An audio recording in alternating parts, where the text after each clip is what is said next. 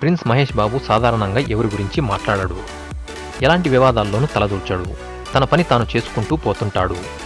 తనకు చాలా సన్నిహితంగా ఉండే హీరోలకు ట్విట్టర్ వేదికగా పుట్టినరోజు శుభాకాంక్షలు తెలియజేయడమో, నేరుగా వారి ఇంటికి వెళ్లడమో చేస్తుంటాడే తప్ప అంతకు మించి మరో అడుగు ముందుకేయడు. ప్రెస్ మీట్లో సైతం ఏ హీరో గురించి అయినా చెప్పమని అడిగితే తన స్టార్ ఇమేజ్ను కూడా పట్టించుకోకుండా వారిపై ప్రశంసలు కురిపిస్తాడు. అందుకే మహేష్ని టాలీవుడ్ మిస్టర్ పర్ఫెక్ట్గా అభివర్ణిస్తారు.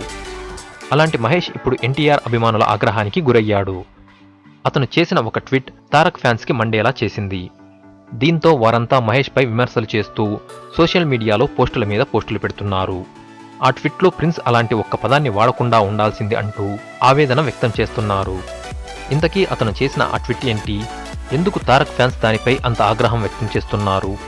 ఆ వివరాలు తెలియాలంటే మ్యాటర్లోకి వెళ్లాల్సిందే. సూపర్ స్టార్ రజనీకాంత్ పుట్టినరోజు సందర్భంగా ఆయనకు జన్మదిన శుభాకాంక్షలు తెలుపుతూ మహేష్ ఈ నెల 12వ తేదీన ఓ ట్వీట్ చేశాడు.